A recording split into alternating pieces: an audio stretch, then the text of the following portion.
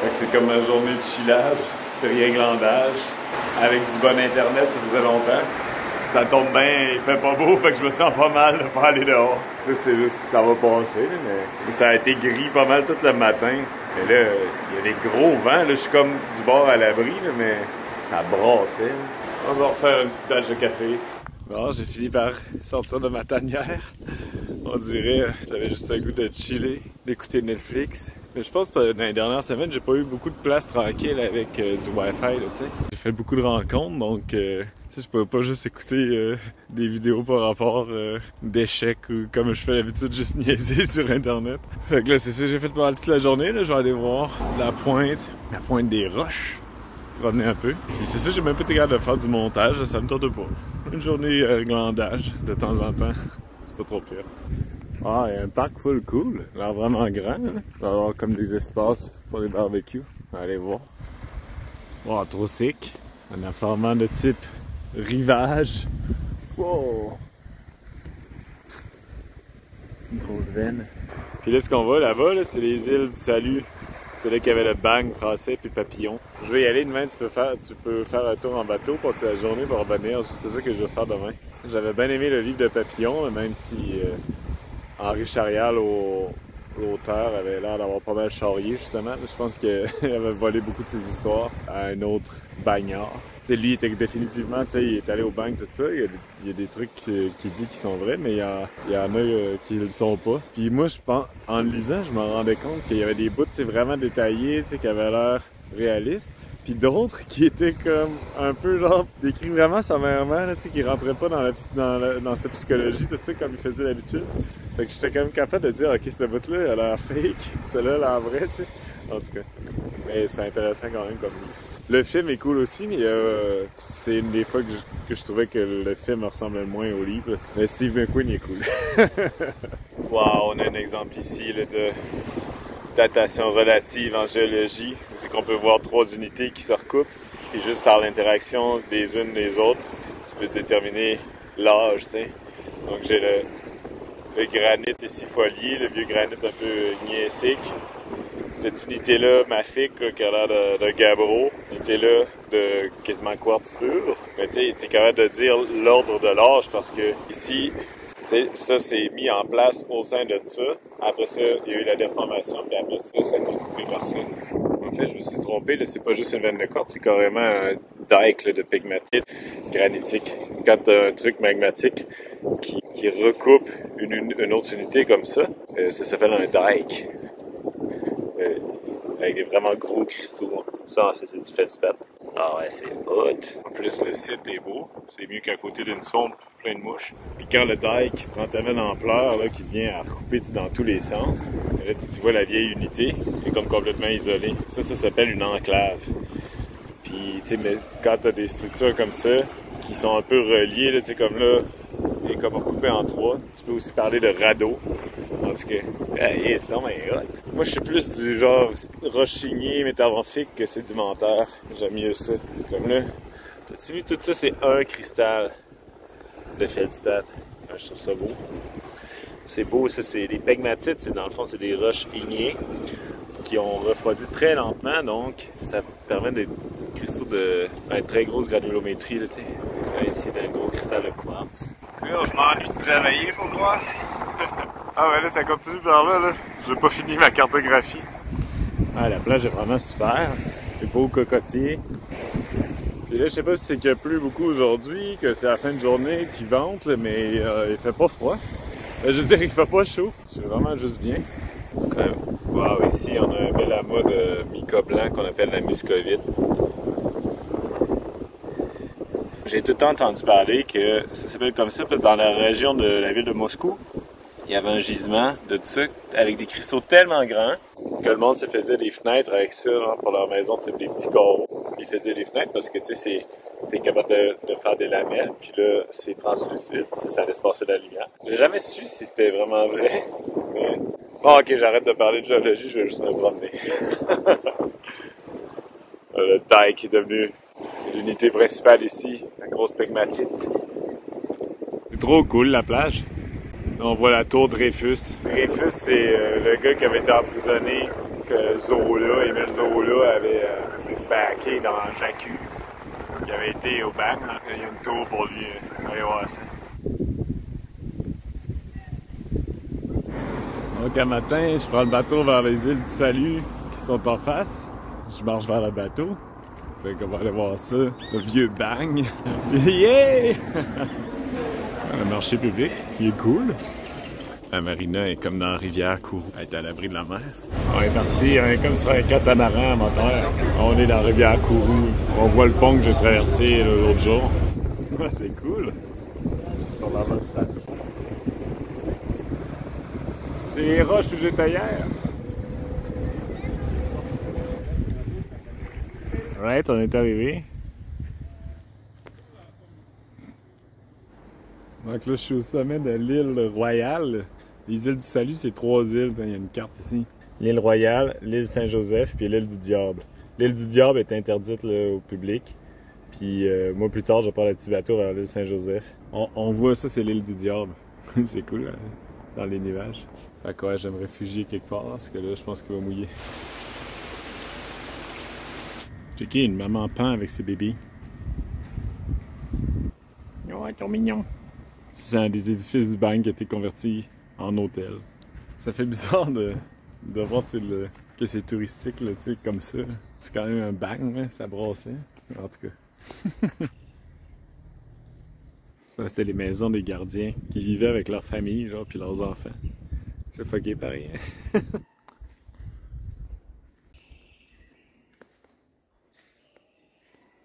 Wow.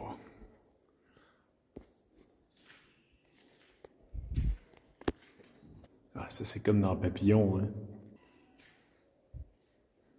Ici, c'est l'édifice disciplinaire, c'est là qu'il y avait les prisonniers qui disent récalcitrants. Mais c'est dans le bout dans Papillon qui est en isolation là, pendant genre 2 ans maintenant, dans une cellule de même. Je pense que la majorité des prisonniers étaient comme dans des camps plus collectifs. Là. C'est joyeux, ça. C'est fucké d'être au même endroit qu'il y avait des vrais condamnés à mort. Case des malades, case des arabes, puis isolement. Je sais pas pourquoi ces 3-là sont ensemble ici.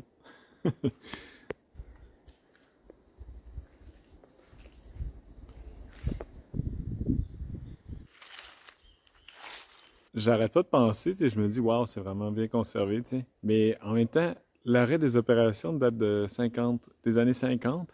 Donc, tu sais, c'est beaucoup plus récent que je pensais. Tu sais, juste le terme bang, tu sais, d'exiler des prisonniers comme ça dans ma tête, c'est comme 18e siècle, tu sais.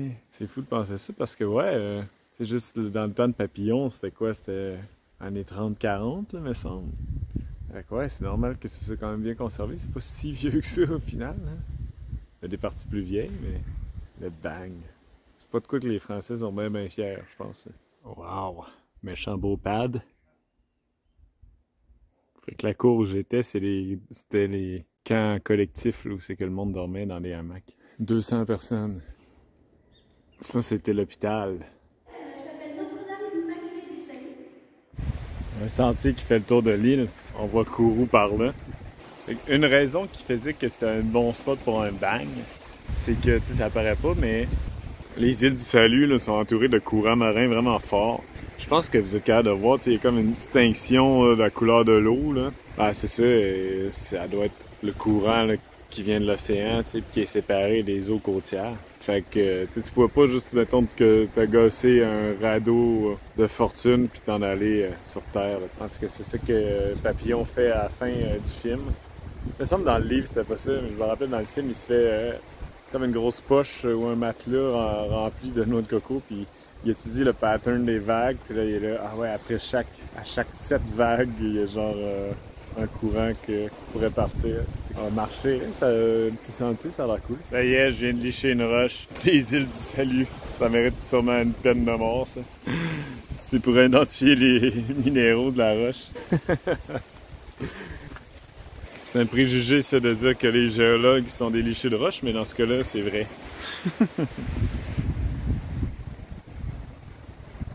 On est du côté de l'océan Atlantique, il y a des grosses vagues qui se brisent sur les rochers. C'est intense. C'est ici que les baigneurs venaient se baigner. Puis là, on voit l'île du Diable en face. Pas loin.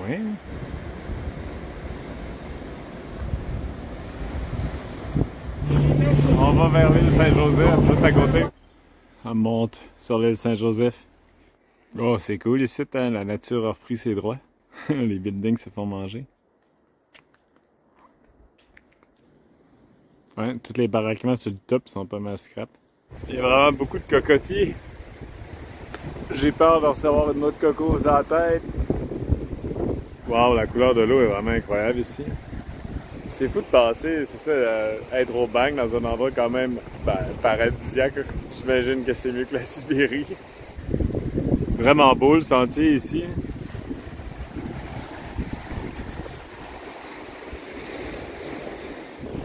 Le seul type de roche qu'on voit sur les îles, c'est du gabbro.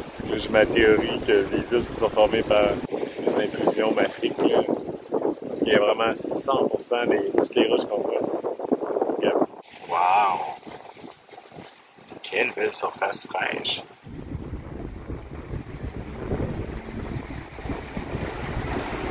Ah, d'ici on voit les 3 îles. Là. Moi je suis sur l'île Saint-Joseph, l'île Royale où j'étais tantôt. Puis l'île du Diable, on peut pas aller. Puis je pense, ce qu'on voit là, c'est la maison du capitaine Dreyfus.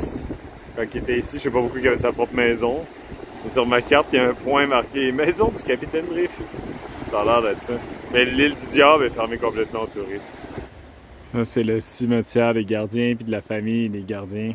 Parce que il y avait un petit cimetière sur l'île du Diable des prisonniers politiques.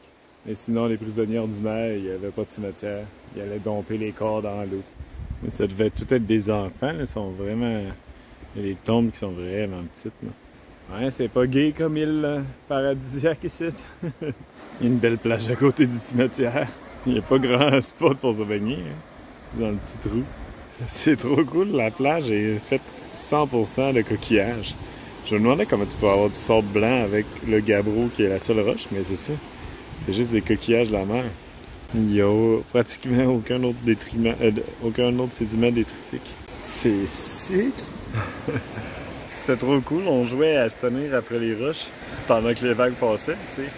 Les roches sont toutes arrondies, fait que c'était dur de se tenir, mais si t'en volais dans les vagues, tu te blessais pas, là, tu sais.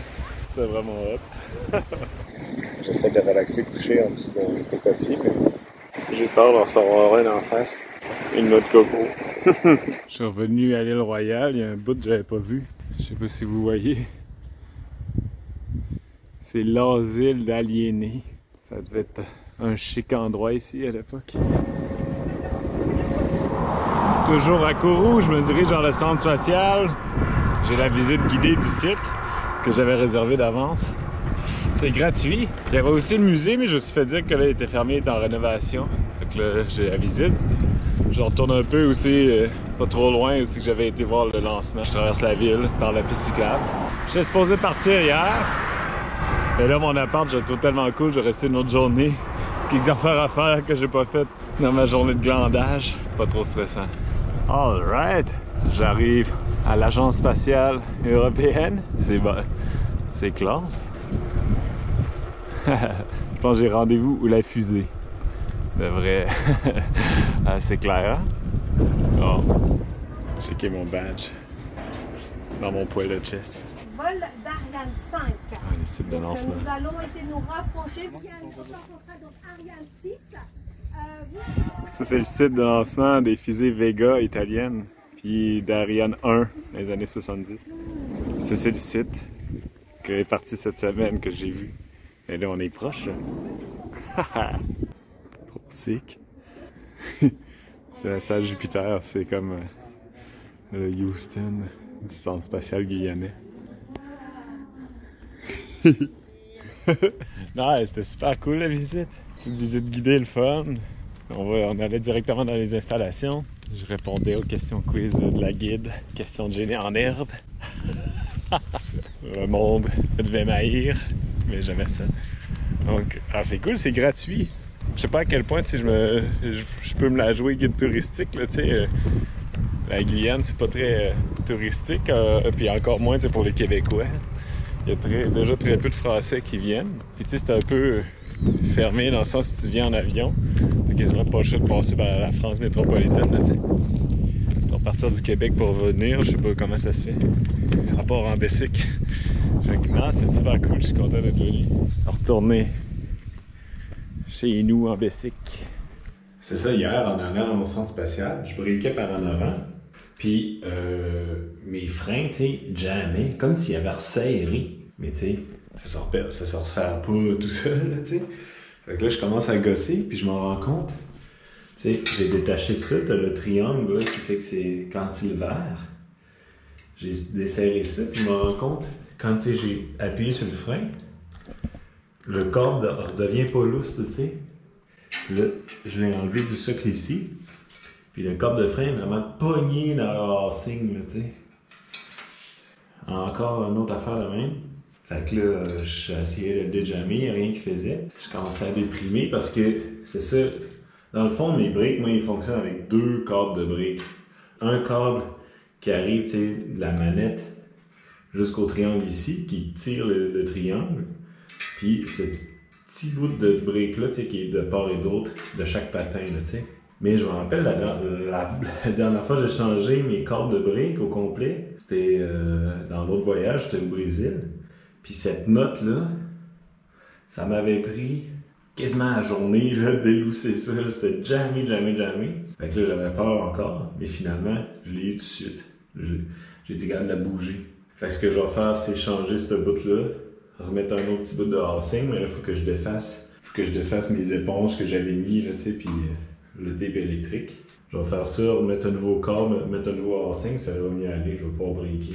Tu sais, en arrière, ça va, je sens que c'est un peu raide, là, mais c'est ça, il est vraiment jamais, je suis pas capable de le retirer, là, tu sais. Alright, on va essayer ça. Alright, fait qu'il faut que j'enlève toute la protection du guidon pour avoir accès au housing. Donc, comme vous voyez, là, je mets des éponges sur mon guidon, là, je mets du tape électrique, et là, ça rend ça plus confortable. Elles sont encore bien belles. Hey, mon guidon du Pérou, je sais pas combien de temps il va toffer encore. Il est rendu rouillé pas mal. C'est comme, tu sais, toute la sueur s'incruste, puis là, ouais, pas trop beau à voir. Là. Tout est grainé. Checkez ça. Purée. Le premier, quand il a pété, il y avait carrément des trous au travers. Lui, encore, il n'y a pas de trou. Oula. Alright, fait que là, j'ai posé un nouveau housing, un nouveau câble. Là, j'en ai plus de spare. Là. Faut que j'arrête de tout péter mes affaires. Là, j'ai resserré comme il faut. Ça, il faut que je le coupe, j'ai pas besoin. Ce câble-là, là, j'avais changé à Santarém, bien ajusté. Puis là, ça break, là, ça ne jambe pas, là, ça va bien. Là, il reste à recouvrir les éponges puis tout, mais là, il y a mon guidon.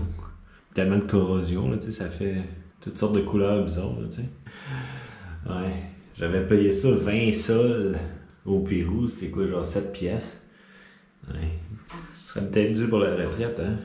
Parce que le premier coup, justement, quand j'avais cassé mon autre guidon au Pérou, là, un guidon cassé, c'était pas évident. Fait que, en tout cas, on va le toffer. Fait que non, ça a bien été. C'est ça, j'avais peur parce que le dernier coup, là, cette vis-là, là, c'était indélogeable. J'ai réussi à faire une belle job. Mais ouais, mon guidon, il serait dû. L'affaire, c'est que, tu sais, je mets des éponges puis tout, puis là, tu sais, mes mains, je suis des mains. Puis là, ça finit par s'imbiber puis tout, puis c'est le sel de ma sueur.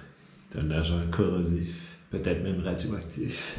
Je vais remettre les éponges, le tape. J'ai plus beaucoup de tape électrique, au pire je prendrai du Gorilla Tape. Je suis collé une pizza, je suis venu la chercher en vélo. J'espère qu'elle va tenir, je l'ai strappé après mon rack. Et là, faut vraiment pas que je fasse d'accident. Hey, merci d'avoir écouté. Moi, je suis présentement de retour au Brésil, à Boa Vista, la capitale de l'État de Roraima. Ouais, j'ai peut-être fait un peu moins de blagues, là, vu que dans l'ambiance du bang, c'était peut-être pas propice à ça. C'est ça, il y avait pas de vélo ben non plus dans cet épisode-là. J'avais filmé plus que je pensais. Donc, au prochain épisode, je vous invite à vous abonner pour pas manquer le reste de mon parcours en Guyane française. Je devrais me rendre à Saint-Laurent-du-Maroni, à la frontière du Suriname, dans le prochain épisode. Je me dirige vers le Venezuela. Je sais pas trop à quoi m'attendre, là, donc point de vue Internet, tout ça, là, j'essaierai de vous communiquer ça. Et on est très proche de mon objectif de 500 abonnés. Donc, qui me permettrait justement d'utiliser l'onglet communauté, ce qui serait utile pour moi justement pour dire genre, ah, ok, ben, tout va bien, mais genre, l'internet est trop poche pour uploader des vidéos, là, ça pourrait être pratique, t'sais. Donc, je vous invite à vous abonner pour me permettre d'atteindre cet objectif-là. Ça serait cool. Puis sinon, ben, je vous dis au revoir, puis prenez soin de vous. Bye! Aussi, le PS, là, en ce moment, je suis en train un peu de planifier mon itinéraire, donc je vais vers le Venezuela, mais après ça, je sais pas exactement ce que je fais. J'ai entendu parler d'un bateau qui va d'un port du Venezuela vers Trinidad une fois ou 2 semaines. En même temps, j'aurais aimé ça faire la boucle de toute l'Amérique du Sud, continuer jusqu'à Cartagena en Colombie. Mais après ça, pour prendre un bateau vers, mettons, les Antilles, ben là, j'ai pas vraiment le choix. C'est un peu random comme genre bouteille à la mer, mais si quelqu'un est au courant genre du trafic portuaire de Cartagena en Colombie, qui est au courant d'un bateau de croisière, whatever, qui se promène vers Aruba, peut-être Trinidad ou dans ce coin-là, écrivez-moi, alors, parce que je sais pas trop où est-ce que je m'en vais. Donc, ça serait très apprécié si vous connaissez un peu le coin, parce que là, je connais moyennement là, par bateau, là, tu sais. Fait que, ben, je vous remercie.